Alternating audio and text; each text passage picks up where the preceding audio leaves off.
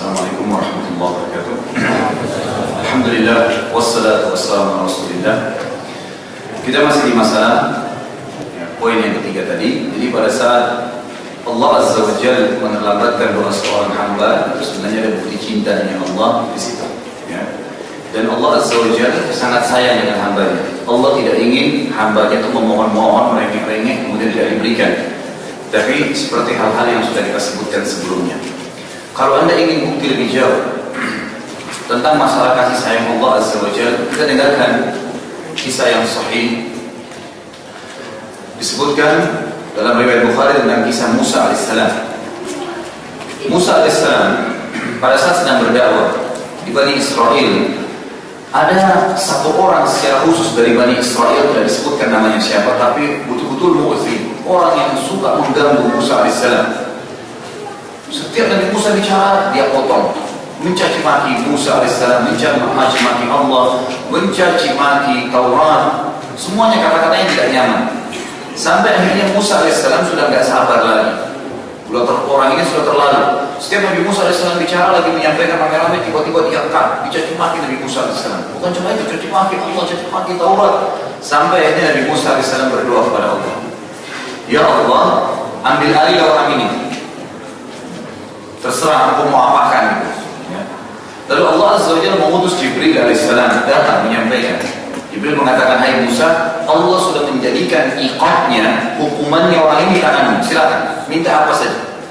Mau dimatikan, Allah matikan, turunkan putih dari langit, dibakar, semua apa saja. Sudah malam hari ini, besok paginya Musa alaihissalam ketemu sama orang itu, mulai lagi caci maki.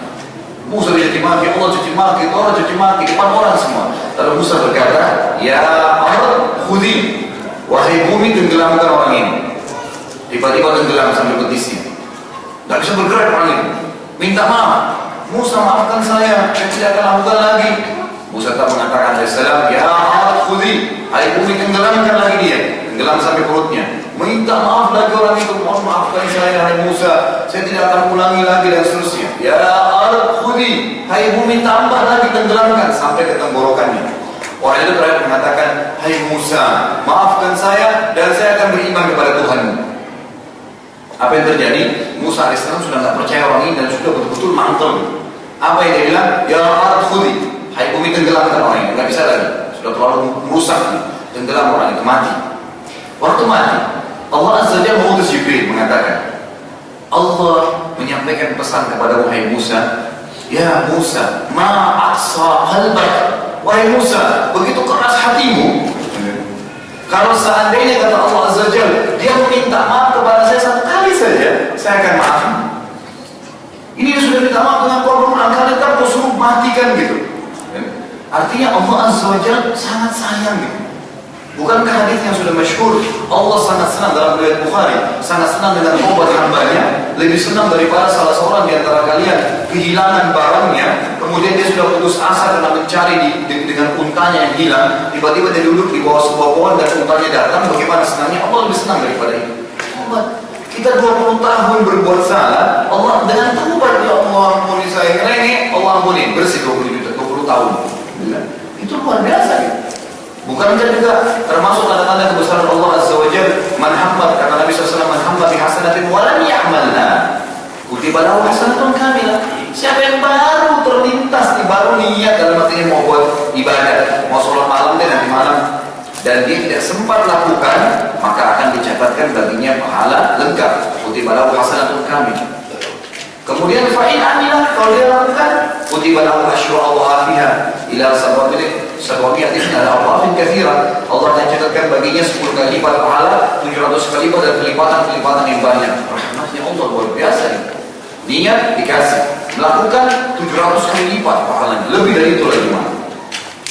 Wa in hamma bi sayyi'atin wa lam ya'malha kutiba lahu hasanatun kamilah. Kalau orang itu niat mau berbuat dosa, lalu dia batalkan perbuatan dosanya karena Allah, ya, bukan karena masalah tidak, ya, urusan-urusan, misalnya dia mau berzina, motornya pecah bannya, dia batalin berbuat zina karena ban motornya pecah, ini beda, bukan ini. Tapi kalau memang dia batalin tak jadi zina karena Allah, maka Allah catatkan baginya 1 pahala lengkap. Batalin dosa, dapat pahala. Fa'in amilaha kutibalahu sayyi'atun wahid. Kalau dia lakukan dosa itu maka Allah jadikan baginya satu dosa saja. Rahmatnya Allah luar biasa, gitu kan? Rahmat Allah sangat luar biasa. Jadi di sini kata Nabi SAW dalam hadis Bukhari yang lain, setelah menjelaskan banyak sekali kesempatan untuk masuk ke surga, beliau tutup hadisnya mengatakan, wala yahliku illa ya, halik. Tidak ada lagi orang yang nanti masuk neraka pada hari kiamat kecuali betul-betul orang yang halik, orang yang sengaja matikan dirinya nih, artinya musnahkan dirinya. Udah luar biasa rahmat Allah. 70 tahun umurnya, 70 misalnya 8 tahun, 70 tahun berzina, hari ke pertama tahun 71 taubat masuk Allah bersih. Luar biasa gitu. Itu kan sebuah hal yang luar biasa gitu. Kenapa? Tunggu apa lagi? Jadi tidak ada orang yang meninggal dalam su'ul khatimah, masuk neraka nanti disiksa di kuburan, kecuali memang orang yang luar biasa. Dan subhanallah kata ulama salaf, tidak ada orang yang buka bumi termasuk orang-orang kafir kecuali Allah kasih sinyal untuk taubat.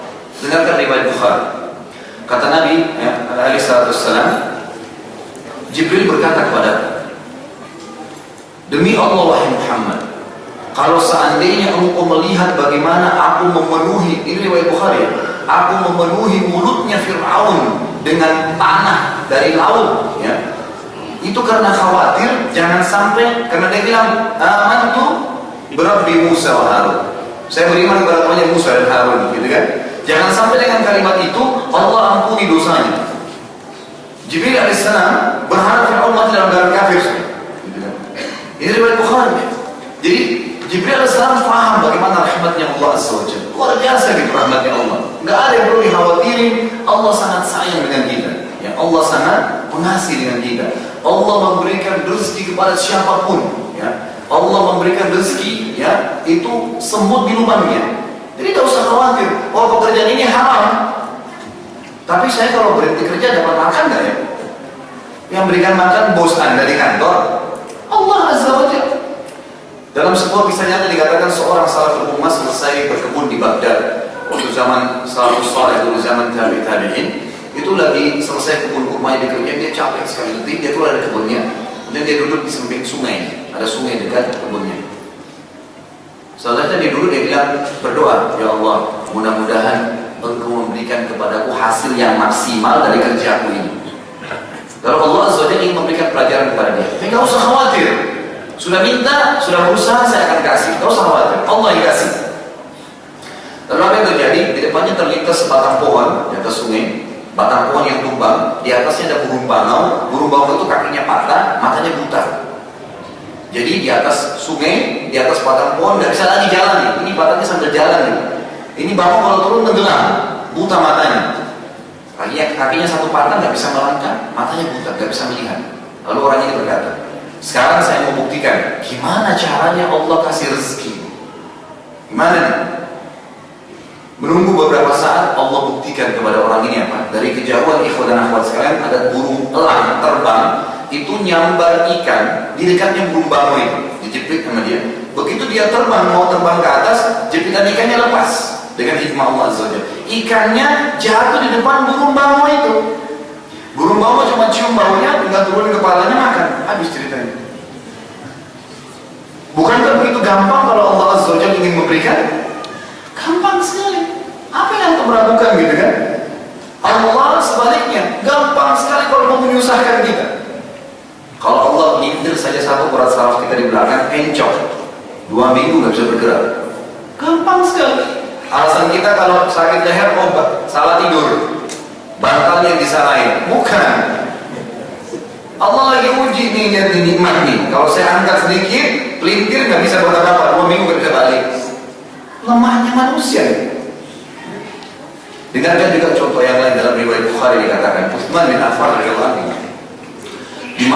di masa peceklik di Madinah, ini susah, dan orang-orang Yahudi itu banyak menguasai pasar pada saat itu, termasuk ada pasar Bani Kainuqa yang masyhur, yang gitu. Pasar mereka menjual barang-barang mahal pada kaum muslimin. Utsman radhiyallahu anhu orang kaya, dia kirim 1000 kafilah. 1000 kafilah, satu kafilah bisa 3 unta, lebih lagi malah. 1000 kafilah ke Syam untuk beli kebutuhan, macam-macam kebutuhan yang dibutuhin gitu. Begitu sebelum tiba di kota Madinah, Utsman tidak ikut. ada gulam, ada tangan kanannya yang bawa. Jadi kan ada kafilah datang, 1000 kafilah, satu kafilah bisa 3 unta dan lebih. Banyak sekali, bisa sampai 3 ribuan atau bahkan lebih daripada unta yang ada itu. Orang-orang Yahudi dan orang-orang munafik ini banyak berkumpul di pinggir kota Madinah. Lalu mereka berkata apa? Siapa yang punya kafilah ini? Kata gulamnya, orangnya Utsman bin Affan. Baik, panggil Utsman, kami ingin negosiasi, mau beli. Dipanggil Utsman. Utsman ditanya, "Hai Utsman, mau jual nggak barang-barangnya?" "Boleh." "Siapa yang mau beli?" "Kami semua mau beli." "Berapa kali? Berapa kali mau beli?" Ada satu orang yang bilang, "Saya akan tambah setiap produk Anda 1 kali lipat, 100%. Jadi kalau 1 dirham, 2 dirham. Yang 1000 dirham jadi 2000 dirham. Semua produk ini saya beli." Luar biasa ya. Lalu Utsman mengatakan, "Tidak, saya ingin lebih." Ada orang Yahudi lagi bilang, "Saya beli 2 kali lipat, saya ingin lebih, 3 kali lipat, saya ingin lebih." Terakhir ada satu, ya. Pengusaha Yahudi yang bilang, "Saya akan tambah Utsman dan yakin dan tidak ada orang yang tambah lebih daripada itu 6 kali lipat." Dari semua produk yang ada itu. Utsman mengatakan, "Saya ingin lebih." Orang yang tadi nawarin 6 kali bilang, "Kamu sudah gila Utsman. Dari mana bisa ada yang mau beli 6 kali lipat lebih daripada itu?" Kata Utsman, "Kalian ingin tahu siapa yang mau ingin beli lebih daripada saya? Perhatikan, tunggu di sini." Disuruh gulamnya panggil seluruh muslimin di Madinah, semua muslimin. Begitu kumpul semua, kata Utsman, "Saksikanlah 1000 kafilah ini fisabilillah buat kalian. Ambil semua." Semuanya ambil kebutuhan mereka. Sampai dalam riwayat ini dikatakan 1 bulan masyarakat muslimin Madinah tidak kekurangan apa. Setelah itu, ini orang-orangnya pedagang ini pada melongo semuanya gitu. Ini dibagi cuma-cuma, gitu kan? Pandangan mereka materi dunia gitu. Apa kata Utsman? "Apakah kalian mau tahu siapa yang beli daripada saya lebih dari 6 kali? Allah Azza wa Jalla membeli dari saya bukan cuma 6 kali, 10 kali lipat dan 700 kali lipat dan kelipatan yang banyak." Jelas janji Allah, yang berinfak dari Allah tidak akan hilang. Mana kasamalun min sadaqah, tidak akan berkurang harta karena sedekah. Tidak perlu dikhawatirkan. Kasih sayang Allah luar biasa. Baik, dalam berdoa juga ikhwan akhwat sekalian rahimakumullah, yakinlah tidak ada yang mustahil bagi Allah Azza wa Jalla. Tidak ada yang mustahil. Walaupun mustahil di mata manusia, minta saja selama bukan yang haram. Dan ingat kategorinya tadi ada jangan tergesa-gesa, juga ada sedikit tambahan jangan sampai makanan, minuman dan pakaian kita haram. Sebagaimana sabda Nabi SAW, seorang yang mukanya pucat, rambutnya berdebu, pakaiannya kotor, nggak pakai sendal, berdoa ya Allah berikan, tapi Allah nggak kasih, bagaimana bisa dikasih? Makanan haram, minuman haram, pakaian haram. Berdoalah kepada Allah Azza wa Jalla. Dari mana dalilnya Ustaz? Apa benar biar mustahil boleh? Dengarkan. Kita sudah katakan tadi, paling baik hujah adalah kitab Allah. Dengarkan ayatnya. Kisah tentang Nabi Zakaria alaihissalam. Pelajaran besar sekali. Dalam surah Maryam, urutan 19 ayat 1 sampai ayat 10. Saya bacain. A'udzubillahi minasyaitonir rajim. Kaf ha ya 'ain shad. Dzikru rahmati rabbika 'abdahu Zakaria. إذ نادى ربه نداء خفيا قال رب إني وهن العظم مني واشتعل الرأس شيبا ولم أكن بدعائك ربي شقيا. Sebelum kita lanjut terjemahan, saya baca ayatnya, saya terjemahkan ini. Kaf ya 'ain shad, huruf-huruf yang terputus di awal surah hanya 2 maknanya. Sebagaimana disepakati oleh ulama yang mengikuti wahyu yang benar. Yang pertama, itu hanya Allah yang tahu maknanya, nggak ada yang tahu sama sekali. Jadi dibiarin. Dan para sahabat juga banyak diam dengan makna-makna ini. Yang kedua, ini sebagian ijtihad dari sebagian ulama besar tabi'in dan beberapa sahabat juga dinukil dari Ibnu Abbas radhiyallahu anhu. Beliau mengatakan adalah nama lainnya surah itu. Nama lainnya surah itu. Inti sarinya adalah ini tidak diterjemahkan.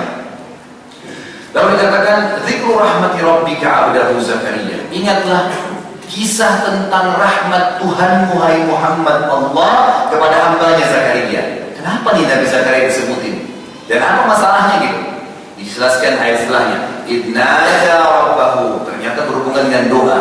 Sewaktu dia sedang berdoa dengan Tuhannya, bermunajat, meminta, curhat dengan Tuhannya, nidaan khafiyya, dengan doa sembunyi-sembunyi. Kenapa di sini sembunyi-sembunyi?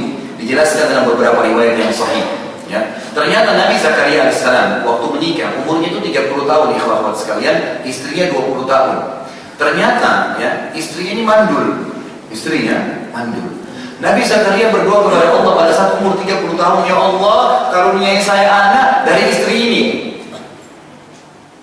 10 tahun pertama belum ada jawaban. 10 tahun kedua belum ada jawaban. 10 tahun ketiga belum ada jawaban. Umurnya sudah berapa? 60 tahun, 70 tahun, 80 tahun, 90 tahun. Antum tahu kapan diterima doa Nabi Zakaria? Waktu umurnya sudah 100 tahun.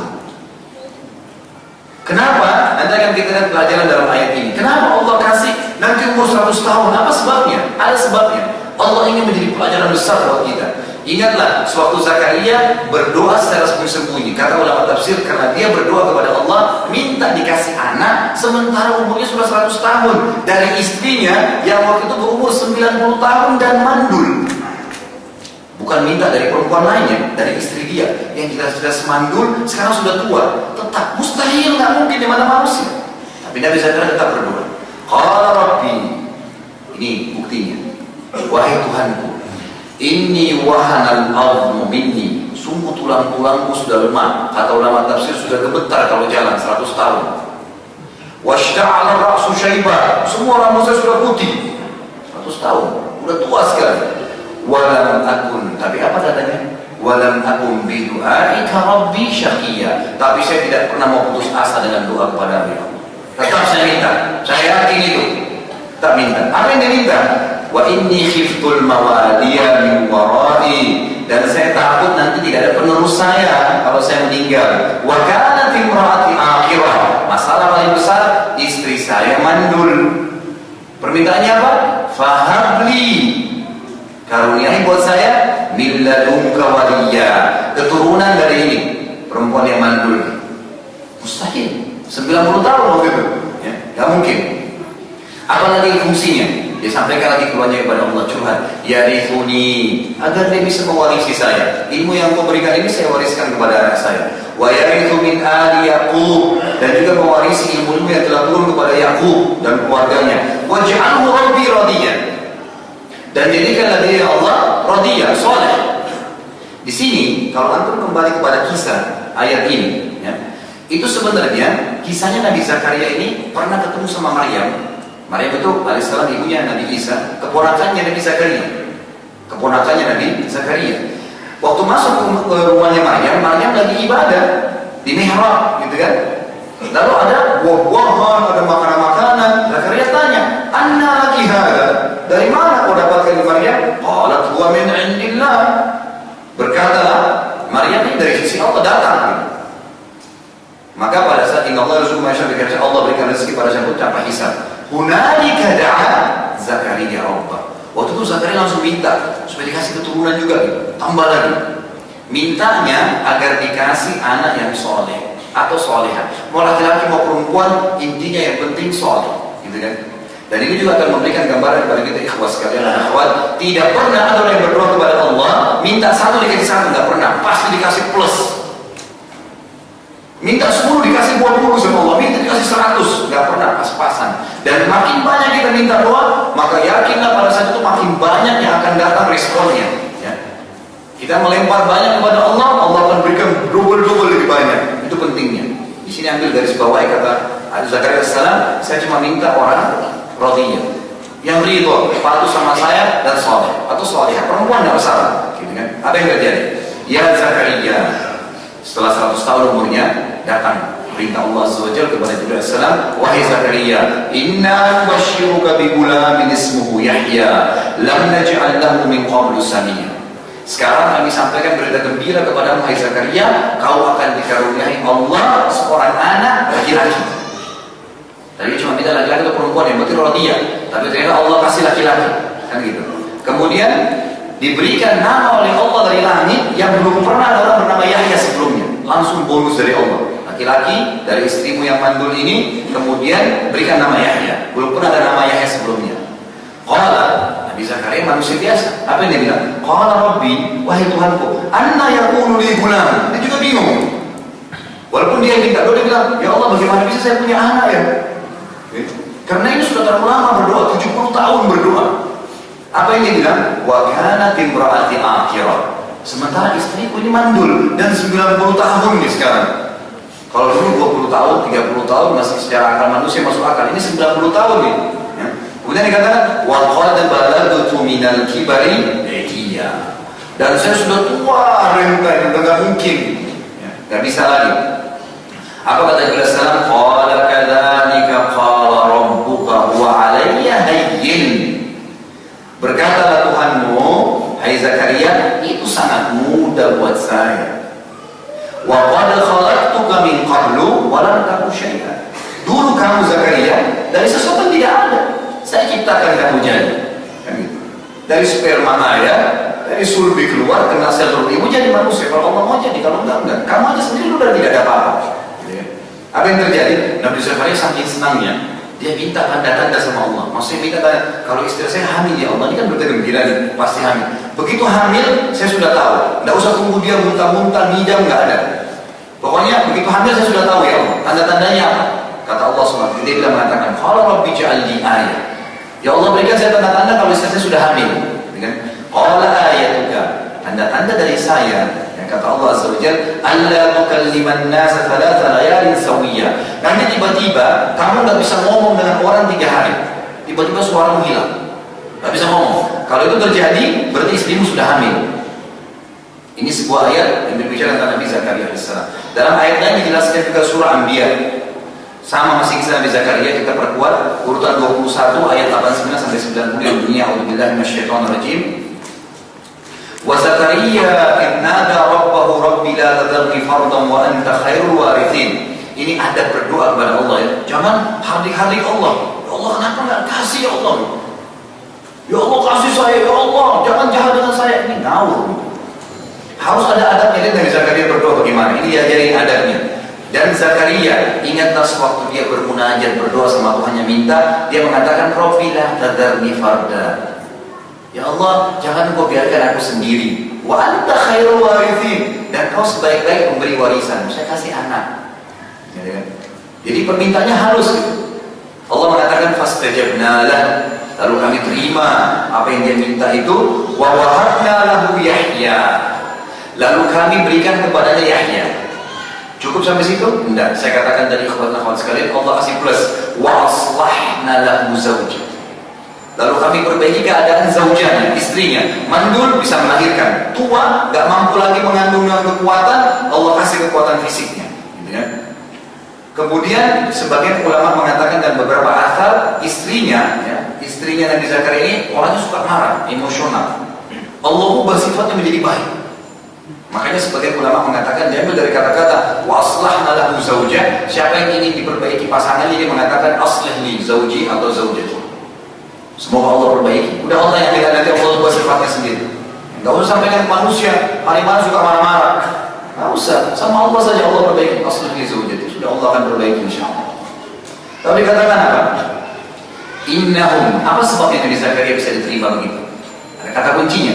Innahum kanu yusari'una fil khairat. Kenapa Allah masih bisa memberikan kepada mereka? Karena mereka selalu berlomba-lomba dalam kebaikan.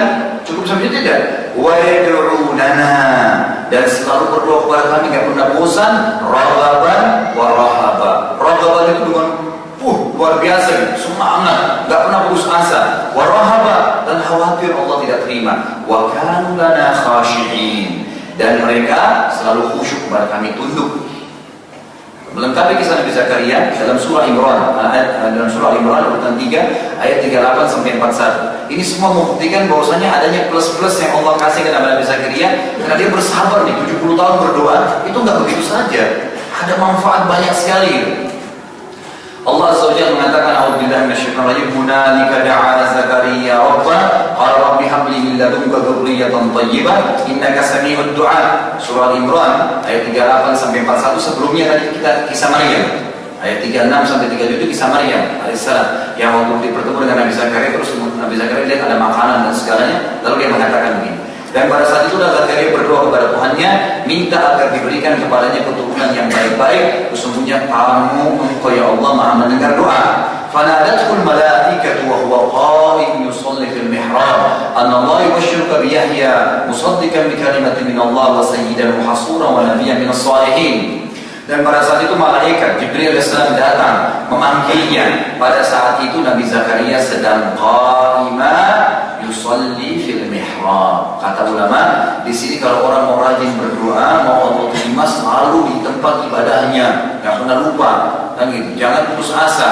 Dia lagi sholat di mihrabnya, lalu Allah, Jibril mengatakan Allah menyampaikan barang berita gembira, engkau akan dapat anak bernama Yahya, dan plus lagi. Tadi kan cuma minta anak Yahya yang bisa diajarin. Ya ilmu, bukan diminta jadi nabi, cuma jadi soleh saja. Allah jadikan plus. Yahya anak laki-laki, musaddiqan bi kalimatin minallah, dipastikan dia pasti beriman kepada Allah, wa sayyidan, dan akan menjadi tuan nanti, wa hasuran, pemimpin, wa nabiyyan, dan jadi nabi minas salihin. Plus karena sabar berdoa 70 tahun. Gak ada yang sia-sia. Kalau Rabbi sama tadi, anak yang li gulam, bagaimana saya bisa punya anak ya? Dia sendiri jadi ragu sebagai manusia gitu kan. Wa qad balagani al-kibar wa imra'ati aqir. Sementara saya sudah tua dan istri saya ya sudah mandul. Qala kadzalika Allah yaf'alu ma yasha. Jibril berkata, begitulah Tuhanmu Allah melakukan apa yang dia inginkan. Kalau Rabbi ja'alni ayat, ya. Ya Allah berikanlah kepada saya tanda-tanda kalau istri saya hamil. Qala ayatuka alla tukalliman nasa thalathata ayyamin illa ramza. Engkau nanti tidak bisa ngomong sama orang, tiba-tiba hilang suaramu selama 3 hari kecuali isyarat. Ramza itu cuma isyarat. Wadhkur rabbaka katsira. Apa gunanya? Kenapa Allah Azza wa Jalla membuat suaranya hilang? Kata para ulama tafsir, Nabi Zakaria di 3 hari itu gak bisa ngomong kecuali tasbih saja, gak bisa. Cuma berzikir kepada Allah yang bisa keluar. Selain itu gak bisa. Cuma bisa isyarat, hilang suaranya kecuali zikrullah. Wadhkur rabbaka katsira, berzikirlah kepadamu dengan Tuhanmu dengan banyak. Wasabbih bil 'ashyi wal ibkar, dan berdoalah atau bertasbihlah kepada Allah pada pagi dan sore hari. Contoh yang lain, ini kisah yang luar biasa ikhwah dan akhwat sekalian. Kisah tentang Nabi Ayub. Anda kalau dengar di Indonesia ini ada dulu kan sabar Ayub. Kalau orang sudah terlalu banyak cobaannya dan dia sabar, dikatakan sabar Ayub. Nabi Ayub memang terkenal dengan kesabarannya. Banyak orang tidak tahu kisahnya. Ya, mereka cuma tahu Nabi Ayub kena penyakit selesai. Bukan itu kecil, banyak halnya. Jadi Nabi Ayub alaihissalam ini juga sama. Dalam beberapa aktar dikatakan beliau menikah umur 30 tahun, istrinya 20 tahun. Setelah menikah, Allah Azza wa Jalla mengaruniakan beliau banyak sekali keturunan. Tepatnya ada 12 orang anak, semuanya laki-laki. Dan semuanya sehat-sehat, kuat-kuat, gagah-gagah, gitu kan? Tumbuh besar. Nabi Ayub selain punya keturunan yang banyak, 12 orang, gitu kan? Itu juga diberikan oleh Allah Azza wa Jalla kekayaan, peternakannya paling banyak, ya, kaya raya di kaumnya, terkenal Nabi yang paling kaya Ayub, terkenal sekali, alaihissalam. Itu berlanjut sampai ya, umur istrinya mencapai 40 tahun, dan istrinya 20 tahun ya, selama 20 tahun. Apa yang terjadi? Datang cobaannya Allah Azza wa Jalla. Apa cobaannya Allah Azza wa Jalla? Paling pertama sekali karena 12 anaknya laki-laki meninggal semua seketika. Datang ajalnya, habis. Ajal datang tanpa sakit, tanpa apa gitu. Yang kedua, semua peternakannya kena hama mati. Yang ketiga, semua biaya, semua sampai harta dia sudah simpan, gak ada hilang. Plus lagi yang terakhir dikasih penyakit. Itulah penyakit yang kita tahu ya, lepra, dikasih penyakit. Sehingga orang semua jauh dari Nabi Ayub alaihissalam. Jauh, gak ada yang berani mendekat kecuali istrinya. Itu berjalan 18 tahun. Apa yang terjadi? Istrinya bilang pada saat kemudian sudah 18 tahun, wahai Nabi Allah, sudah 18 tahun, sudah apa? Coba minta kepada Allah. Belum 18 tahun, dia bilang, coba minta kepada Allah, berdoalah kepada Allah agar Allah mengangkat penyakit Anda. Gak usah kita kembali kaya, punya anak, gak usah. Minta penyakit Anda saja diangkat oleh Allah saja. Ini yang kita ingin tekankan adalah bagaimana kalau kita minta kepada Allah, Allah gak boleh cukupkan dengan satu, tapi diberi plus banyak gitu. Kesabaran Nabi Ayub alaihissalam mendatangkan banyak manfaat, dan ini luar biasa pelajaran besar. Jangan pernah putus asa dengan rahmat Allah. Apa yang terjadi? Nabi Ayub bilang sama istrinya, berapa lama dulu kita senang? Kata istrinya 20 tahun. Terus ditanya sama Nabi Ayub, berapa lama sekarang kita dicoba sama Allah? Istrinya bilang 18 tahun. Kata Nabi Ayub, saya masih malu berdoa, saya masih malu minta sama Allah, belum berimbang gitu. Nanti kalau sudah 20 tahun juga baru saya mau coba. Sabar ya. Dan bukan berarti antum sabar itu sia-sia, enggak ya. Lalu dia sabar gitu kan. Sudah 20 tahun baru dia berdoa. Dengarkan doanya Nabi Ayub alaihissalam. Sederhana sekali. Dia mengatakan apa? A'udzubillahi minasyaitonir rajim. Al-Anbiya 21 ayat 83-84. Wa ayyuba idz nada rabbahu anni massani yadhur wa anta arhamur rahimin. Enggak bilang, "Ya Allah sakit, sembuhin."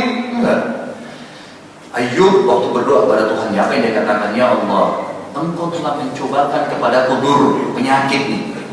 Dia tidak bilang, "Sembuhkan ya Allah." Wa anta arhamur rahimin. Kau zat yang maha pengasih. Dia kau lebih tahu nih, sembuhin atau enggak, terserah. Pasrah aja.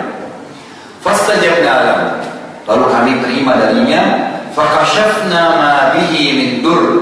Lalu kami angkat penyakitnya. Pada satu karena dia sabar nih, ya dia lama sabar, Allah angkat penyakitnya. Cukup sampai tidak? Allah mengatakan apa? Wa atainahu ahlahu wa mithlahum ma'ah. Dan kami kembalikan keturunannya dan kami lipat gandakan istrinya yang tadinya umur 40 tahun dan sebelumnya melahirkan 12 anak, Allah buat hamil melahirkan 24 anak laki-laki. Double dikasih sama Allah. Jadi ternyata sabarnya 20 tahun itu ada hasil.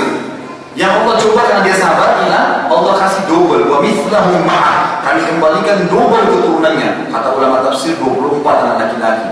Rahmatan min indina, sebagai rahmat dari sisi kami. Gak ada sia-sia. Allah gak akan sia-siakan kesabaran, doa dan segalanya. Wa dzikra lil 'abidin, dan peringatan bagi orang yang menyembah Allah. Besar sekali.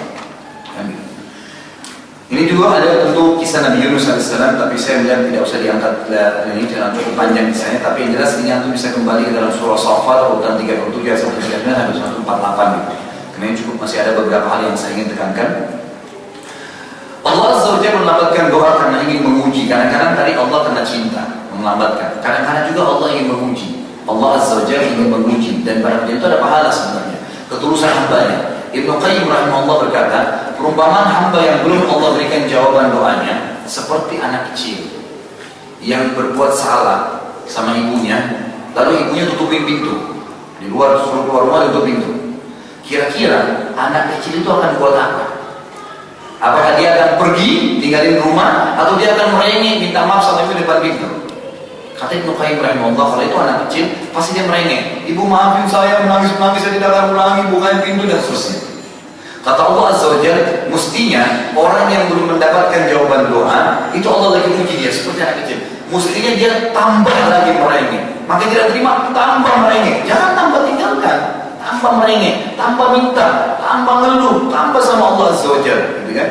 Maka pasti pada saat anak itu menangis depan pintu, kata Ibnu Qayyim rahimahullah, sebenarnya ibunya sedang ingin sudah memaafkan, cuma ingin memberikan pelajaran saja. Begitulah seorang hamba, tetap minta, dan pintu rahmat Allah sangat luas. Pintu rahmat Allah sangat luas. Poin yang terakhir, yang keempat adalah agar doa kita selesai dan tidak ada masalah lagi, saudara sekalian, maksimalkan tempat juga waktu diterimanya doa.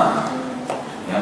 Boleh setiap saat berdoa silahkan, tapi yang jelas di sini poinnya adalah maksimalkan tempat dan waktu diterimanya doa. Seperti misalnya kalau tempat yang sudah masyhur adalah multazam, ya, di Ka'bah. Kalau misalnya lagi umroh, lagi haji, itu ada tempat diterima, tempatnya di belakang pintu Ka'bah, atau sekitar pada saat orang tawaf. Itu juga ada hadis sahih yang menjelaskan bahwasanya diterima doa. Juga di sana dan di sini juga bisa pada saat meminum air Zam-Zam. Ini banyak sekali orang yang salah paham gitu.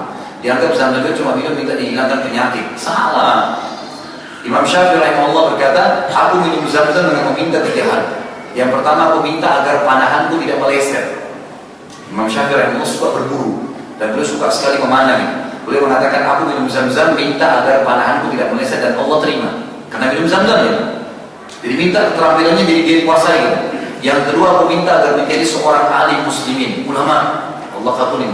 Yang ketiga, aku minum Zam-Zam minta agar dimasukkan ke dalam surga. Minta semua. Bukankah Nabi SAW mengatakan Zam-Zam liman syuriba? Jelas. Bahkan saya sering sarankan, ya, dengan di pengajian saya dimanapun saya berada, kalau bisa Allah mudahin ada Zam-Zam di rumah setiap hari. Dan kalau bisa agar minimal saja minimal, kalau memang Zam-Zamnya mahal sudah didapatkan, maka buat teh tetesin Zam-Zam, buat kopi tetesin Zam-Zam, minum sehari supaya doa kita diterima. Jelas. Jangan pergi ke orang-orang yang airnya dimudahi kemudian disuruh minum, yang tidak bisa diterima. Dari mana ini? Nabi SAW tidak pernah berbudain air kemudian dikatakan bisa diterima gitu. Sahabatnya nggak pernah gitu kan. Jadi jangan sampai salah. Ada hadis Nabi menjelaskan Zam-Zam, ya benar. Itu yang benar. Zam-Zam diminum, gitu kan. Dan Nabi SAW meminum serta mengusap wajah beliau. Para sahabat menggunakan dalam berwudu. Ada di antara mereka yang membasahkan tubuh-tubuh mereka. Maka nggak masalah dipakai. Dan didoakan semua, ya Allah berikan kekuatan fisik saya, ya Allah, dan seterusnya. Seorang anak muda di Haram terjadi kisah nyata, matanya rabun dan keras sekali, kacamatanya tebal. Ini kisah nyata terjadi di Haram dan luar biasa menjadi sebuah buah bibir di Mekah gitu. Dia datang dari Qasim, dari luar Mekah, kemudian sama teman-temannya niat untuk umroh gitu. Jadi karena dia rabun, teman-temannya gantian bawa tawaf dan sebenarnya gantian lagi ini. Pada saat lagi sa'i, dia melihat teman-temannya kesian terganggu gitu. Lalu dia duduk, ya sementara baru mau mulai sa'i, dia minta waktu sama teman-temannya duduk sebentar, dia minta diambilin Zam-Zam segelas. Lalu dia bilang, ya Allah, sungguh ya aku sudah menyusahkan teman-temanku dengan rabun mataku ini. Maka aku mohon kepadamu ya Allah dengan rahmatmu sembuhkanlah mataku. Dia minum Zam-Zam, diusapin matanya. Begitu dia, jadi dia sambil tutup mata, diusap, kemudian dia ambil kacamatanya dipakai. Dia buka matanya malah buram. Kisah nyata terjadi langsung. Kemudian dia cabut kacamatanya, terang matanya. Dia mengatakan Allahu Akbar yang telah menyembuhkan mata saya. Zam-Zam. Jadi jangan dianggap remeh. Itu sudah jelas sabdanya wahyu dari langit yang menyampaikan ini. Tidak ada sesuatu yang mustahil. Jadi maksimalkan, gitu kan? Maksimalkan untuk itu.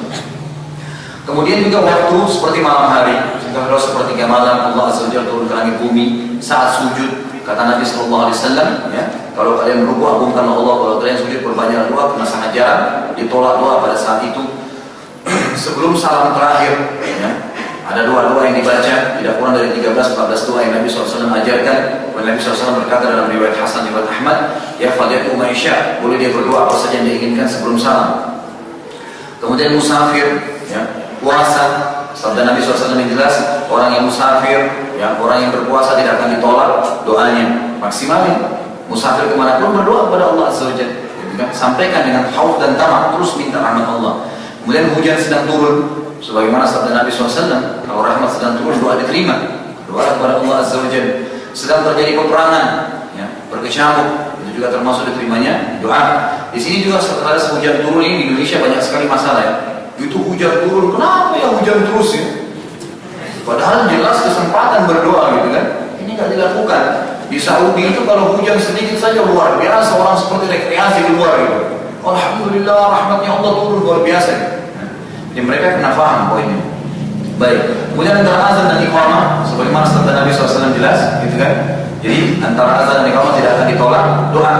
Di sini ada poin penting itu dan akhwat sekalian. Nabi SAW mengatakan kalau kalian dengarkan azan ikutilah. Dalam hadis Bukhari dikatakan kalau seandainya orang mengetahui apa yang tersembunyi di azan dan saf pertama, maka mereka tidak bisa mendapatkannya kecuali berebut, maka mereka akan berebut, gitu kan? Apa yang dimaksud dengan kalau orang tahu apa yang di azan? Kata ulama ada 3 makna. Pertama jadi muadzin dulu. Jadi kalau ada kesempatan jadi muadzin azan, karena ulama sepakat mengatakan muadzin lebih afdal daripada imam. Karena kalau imam dapat pahala dia dan makmumnya semua, makmum dapat pahala masing-masing. Muadzin dapat pahala imam dan makmum semuanya karena dia yang panggil, gitu kan. Dan Nabi SAW mengatakan ya dalam sebuah hadis sahih yang riwayat Muslim, al-muadzin atwal unuqan yaumil qiyamah. Orang muadzin itu paling panjang lehernya hari kiamat, maksudnya paling banyak berkahnya dan paling dikenal di mahsyar nanti. Jadi banyak sekali manfaatnya. Belum lagi yang dengar suaranya dalam hadis Bukhari dikatakan Ubay bin Ka'ab berkata pada Abdullah bin Abdurrahman, 2 orang sahabat Nabi Muhammad alaihi. Abdullah bin Abdurrahman ini pengembala kambing, gitu kan? Lalu Ubay bin Ka'ab mengatakan, hai Abdullah, kalau kau pulang lagi mengembala kambing dan tiba waktu sholat, kalau kau azan keraskan suaramu, karena apapun yang mendengar suaramu dari jin, manusia, apa saja, batu, air, angin, itu akan jadi saksi pada hari kiamat. Lalu Ubay berkata, saya mendengarkan langsung dari Rasulullah SAW. Banyak manfaatnya gitu. Jadi yang dikatakan bahwa ya Allah munas maafin kita wasafil awal ini. Jadi kalau orang tahu akan di azan dan saf pertama itu kata-kata azan ada 3 makna. Yang pertama jadi muadzin, yang kedua menjawab apa yang diucapkan muadzin. Ini banyak orang anggap remeh. Itu azan. Ikhwan sekalian berapa lama sih? Allah Akbar, Allah kan sebentar. Jangan sibukkan diri yang lain, jawab dulu itu. Jawab dulu antara azan, ikuti muadzin itu. Terutama sabda Nabi SAW yang berbunyi, kalau siapa yang mengucapkan ya asyhadu an la ilaha illallah wahdahu la syarika wa asyhadu anna muhammadan abduhu wa rasuluh raditu billahi rabba wa bi muhammadin rasulah wa bil islam dinan, pada saat azan dikumandangkan diampuni dosanya yang lalu. Berapa lama tuh durasi dengarkan dua kalimat syahadat? Apalagi dalam beberapa athar sahabat mengatakan pada saat dua kalimat syahadat dikumandangkan. Jadi ikutin dulu, gitu kan? Jangan disia-siakan. Kemudian yang jadi saksi bahasan kita adalah bersegera dalam sholat. Begitu azan langsung sholat. Nah, antara azan dan iqamah yang jadi saksi bahasan tadi dalam bahasan kita ini tidak ditolak doa, gitu kan? Ini banyak orang sia-siakan. Saya ingin tanya akhwat sekalian, berapa lama durasi kita di Indonesia antara azan dan iqamah? Kalau di Saudi itu rata-rata 15 menit, apalagi di haram ya. Jadi kita datang terlambat masih sempat sholat sunnah, masih sempat baca doa, masih sempat zikir, mengaji dan segala. Di Indonesia 5 menit itu sudah luar biasa lamanya, gitu kan? Nah sekarang 5 menit ini durasi bisa dimaksimalin berdoa, gitu kan? Jadi jangan dulu ada kegiatan yang lain, jawab azan langsung berdoa. Sebentar lagi iqamah, maksimalin untuk itu. Ini juga waktu diterima doa. Kemudian doa orang tua untuk anaknya. Sebagaimana sabda Nabi SAW dalam hadis Bukhari, doa orang tua untuk anaknya diterima, yang diterima. Itu juga sebaliknya, doa anak soleh untuk orang tuanya, doa orang soleh untuk orang tuanya. Jadi hati-hati Anda sebagai orang tua jangan sembarang mengucapkan kalimat. Kata Nabi SAW, jangan kalian doakan untuk diri kalian atau keluarga kalian keburukan, karena misalnya malaikat lewat dan mengaminkan, kemudian terjadilah. Ya seperti misalnya orang anaknya terlalu aktif, kalau dia mengatakan kamu nakal sekali, nggak boleh seperti itu. Ya, tidak boleh ucapkan kalimat itu berbahaya, bisa terbentuk doa. Ya, tapi kita mengatakan hadakallah, semoga Allah berikan kau hidayah. Doa, ya mungkin bisa seperti itu. Ya, ini termasuk hal yang dasar yang mesti diketahui. Kemudian doa setiap muslim untuk muslim yang lain. Ya, sebagaimana sabda Nabi SAW dalam hadis Bukhari, ya doa seorang muslim ahlal ghaib tidak di depan saudaranya diterima oleh Allah Azza wa Jalla. Kemudian juga termasuk doa diterima oleh Allah Azza wa Jalla adalah akhir waktu asar di hari Jumat. Ya. Ini khilaf yang antara ulama karena ada sabda Nabi SAW di hari Jumat ada waktu pasti diterima doa oleh Allah Azza wa Jalla. Jadi dua pendapat. Yang pertama mengatakan pada saat khatib sedang khutbah kedua, ini pasti diterima doa. Pendapat kedua mengatakan sebelum terbenam matahari di akhir waktu Jumat. Maka jangan sia-siakan keduanya, karena ini diterima doa oleh Allah Azza wa Jalla. Kemudian juga ada poin penting yang saya ingin sisipkan di sini. Ada seorang masyayikh pernah berbicara dan luar biasa gitu. Dia mengatakan, maukah Anda mendapatkan pahala miliaran dalam beberapa kalimat saja? Murid-muridnya bilang tentu, siapa yang tidak mau gitu. Lalu beliau mengatakan, coba Anda mengatakan Allah maghfir lil muslimina wal muslimat. Ya Allah ampunilah seluruh muslim laki-laki dan muslim perempuan. Maka ada hadis Nabi yang sahih mengatakan, siapa yang mendoakan setiap orang mendoakan seorang muslim atau setiap orang mendoakan muslim yang lain, Allah akan catatkan baginya untuk setiap muslimnya satu pahala. Jumlah sekarang umat Islam sekarang di dunia ini 2 miliar lebih. Jadi satu kali mengatakan Allah maghfir lil muslimin muslimat dapat 2 miliar lebih pahala. Satu kalimat saja, ringan sekali. Tapi kadang-kadang kita anggap remeh. Belum lagi ada ahya minum wal amwat, yang hidup dan yang mati. Berapa miliar yang mati, gitu kan? Banyak sekali pahalanya. Maka jangan sampai menyia-nyiakan pahala seperti ini.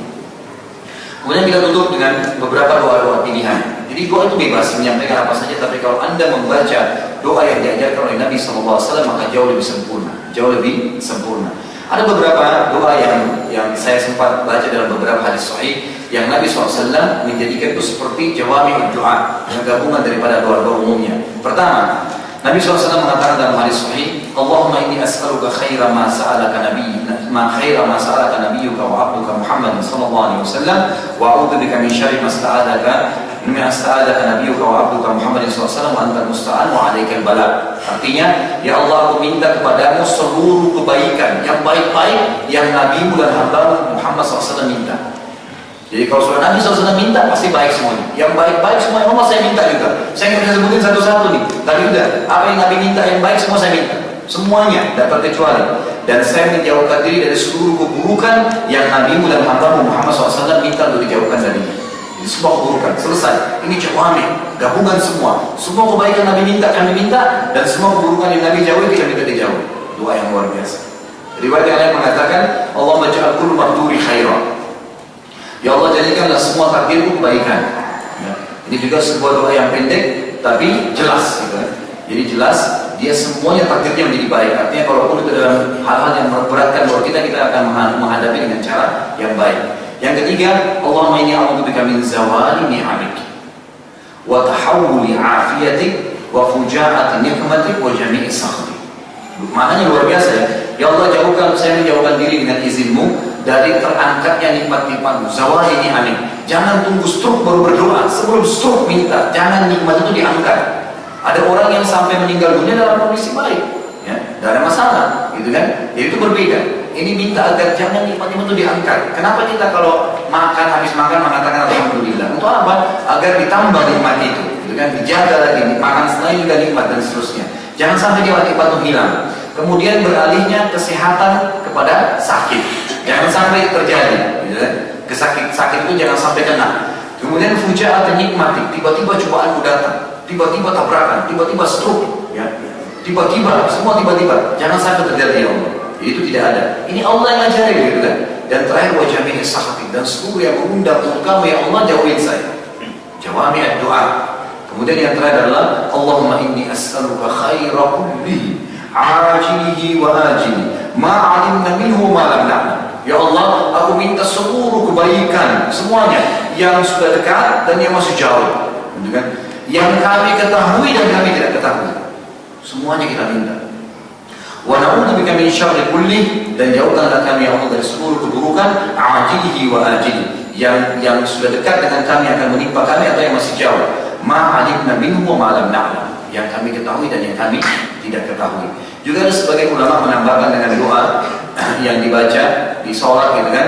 Allahumma ighfirli dzambi kullahu, ya Allah ampunilah seluruh dosa, diqqahu wa jillahu, yang halus, gitu kan, yang tidak terasa, gitu, wa jillahu, dan yang kasarnya, yang kelihatan, ya.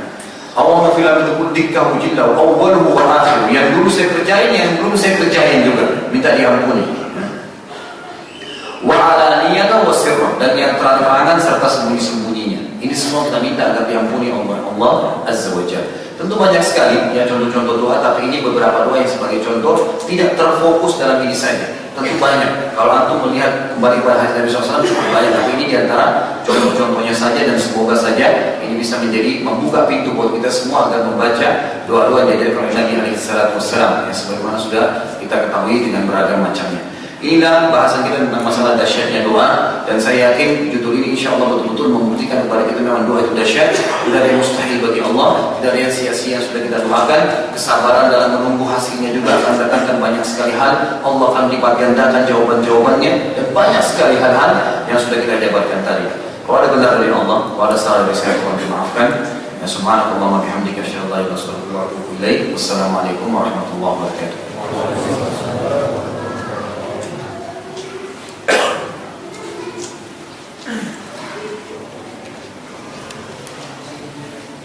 Alhamdulillah hamdan katsiran thayyiban mubarakan fi. Alhamdulillah, kita bersyukur kepada Allah Ta'ala karena pada kesempatan ini kita telah belajar satu tema yang mungkin sebenarnya tema ini sering kita dengar tentang doa. Akan tetapi terkadang kita tidak bisa meresapi lebih dalam karena mungkin keterbatasan ilmu yang kita miliki. Pada hari ini Alhamdulillah kita mendapatkan ilmu baru supaya kita lebih mantap lagi dalam berdoa, dengan harapan kita punya motivasi baru dalam berdoa kepada Allah Ta'ala. Jemaah sekalian rahimakumullah, pada kesempatan ini insyaallah kita akhiri kajian kita hari ini. Adapun pertanyaan yang sudah masuk, insyaallah kita akan bacakan pada kajian umum besok. Jadi kita umumkan bahwa besok insyaallah jam 9 pagi sampai menjelang waktu zuhur ada kajian umum dengan tema bekal hidup dunia dan akhirat, bekal untuk dunia dan akhirat kita yang harus kita bawa apa. Dan nanti kita sisipkan pertanyaan yang masuk, dan untuk itu kita supaya lebih maksimal pembahasannya dari apa yang ditanyakan dari jamaah sekalian. Mungkin itu yang bisa kami sampaikan. Kami mohon maaf kalau misalkan mungkin ada yang belum tersampaikan dari pertanyaan. Insyaallah besok kita uraikan lagi.